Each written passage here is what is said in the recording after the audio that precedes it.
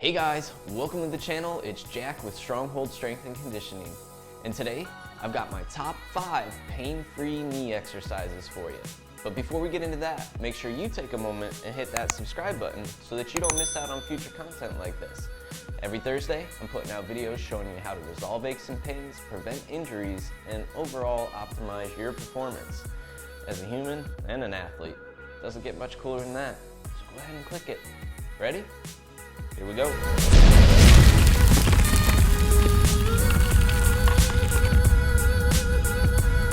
Alright guys, today I'm giving you my top 5 exercises to help you get to pain-free knees.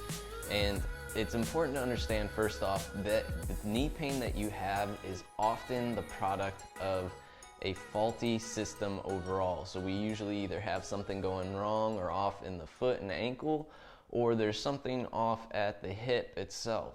So we will be looking at knee-specific mobilities today, but we're also going to be addressing a little bit of the foot, ankle, and hip sprinkled in there as well. And it is important as to a long-term solution to understand that I need to have good movement patterning and mechanics from the hip, the foot and ankle, and the knee all working together in order to truly, in the long run, eliminate my knee pain for good. These are going to be a nice quick fix for you, and they should help pretty much immediately, and they are things that I would absolutely use for long term as well. Just a consistent approach to maintaining the knee, but I did want to make sure that you guys know that and realize that it's not usually just the knee that's the problem. It's actually that the knee is a innocent bystander and it's getting beat up by other things going on. So let's go ahead and dive in and we'll take a look and talk about what else could be causing it. Exercise number 1, flexion gapping of the knee. So you'll see here I have a band anchored on the post above knee height so that it's pulling up and forward at the knee itself. What I'm trying to do is actually create a space at the knee and create a little bit of a gapping effect, but I'm also pulling the knee into a forward position. And I want to play with that a little bit as to what I feel. You'll notice from the foot and ankle here, I'm going to get into a nice dorsiflexed position, and I can actually push myself up a little bit to help play into this some more. I do want to feel the pull of the band at the knee itself. I want to kind of ignore the actual pressure of the band at the back of the knee. That's kind of negligible and we don't really care about it that much, honestly. So we need to forget about that part, and we want to worry about what's going on at the front of the knee here. Am I feeling tension in a certain area? Am I able to actually relax the leg and let that tension go? And am I able to get into a nice position where I'm almost pushing up into what we'd call a pistol squat here? So if I'm able to eventually get to that point, I could take it into a full balance and hold that position while the band is on the knee, but starting off just seated and pushing up into that position, letting the band pull at the knee as I sit here. And I'm going to spend about 2 minutes in that position, just letting that band do the work. Exercise number 2, a knee extension with the band as resistance here while the hip is in extension. And ultimately, my goal here is to get to a point where my ankle is dorsiflexed. My quadriceps are working very hard here to actually flex out. And I'm able to plant that back leg and make a nice triangle from my legs here where I'm able to base out. So I'm pushing back, using the quadriceps here to create that push each time. And you'll see dorsiflexion of the ankle once again. So you could already start to imagine how if I don't have dorsiflexion of the ankle, that could be causing me issues with my knee to begin with here. 3 points of contact from both feet, so first metatarsal, fifth metatarsal, and heel. And I'm really just locking out those quadriceps in that position there. You might get a little bit of noise there, a little bit of cracking or grinding. Don't be afraid of that. That's okay as long as there's no pain associated with it. If it's really painful, then we're going to jump ship right away at that point in time. But it's important that you know the difference between discomfort and pain, and that we're never in the pain sector of it, but we're actually working in, okay, discomfort is okay, and we can do that. Exercise number 3, sitting butt to heels. And I want to do this in a few different positions, okay? So just getting started, sitting butt to heels with my toes tucked in extension there is going to be very important. One of the things that can really easily start to cause knee pain is a bunion or a toe that is narrowing the foot, or a stiff foot in general. If I don't have toe extension, there's a good likelihood that it's going to start to work upstream and cause knee issues to compensate. So I want to make sure I can get into toe extension while my butt is sitting to my heels. You'll also feel maybe a little bit of stretch at your quadriceps. The second position I want to work from is butt to heels in a plantar flex position. So we talked a lot about dorsiflexion already and how it's important to have dorsiflexion in order to allow that knee to track over the toes well, and that those tissues along the backside of the calf there, those muscles, actually have the mobility that they should. But we also want to look at the tissues at the anterior portion of the leg, that front of the leg.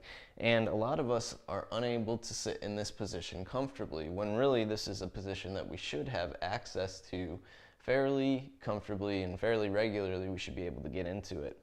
Once I have these two positions down with the toe extension and I'm able to get into this plantar flex position, I want to start to play with hip extension. So you can start by putting your hands back behind you and then actively driving the glutes in. So this is where we're trying to talk about where the hips come into play here. So I can get the hips engaged, I can get a nice stretch and a little bit of work through those quadriceps even, and I'm opening up in this position as much as possible, finding that control and that balance again between the hip flexors and the glutes. And I want to feel my glutes quite a bit in that position at the top there. Eventually you can work your way to doing it without and loading up a little bit more of your own body weight on those quadriceps, but that's just a progression there. One thing that I recommend to actually speed the process up with this, if you have trouble sitting in this position, is Voodoo Floss.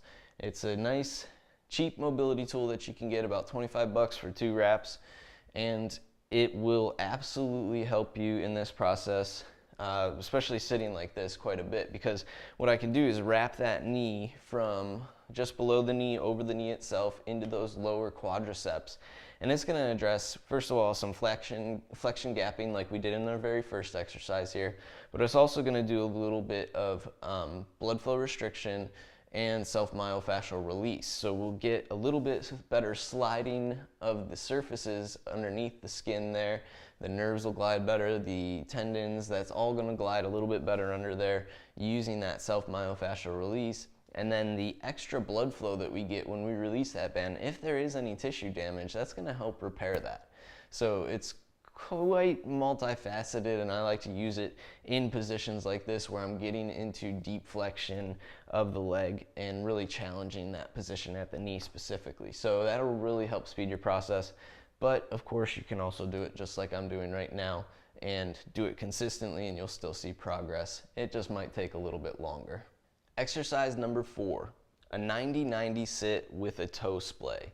So what I want to do is passively splay the toes using the fingers from the opposite hand in the foot that's out front here. And I might have to really work to get those fingers in there at first, and that's okay. But I want to space those toes naturally.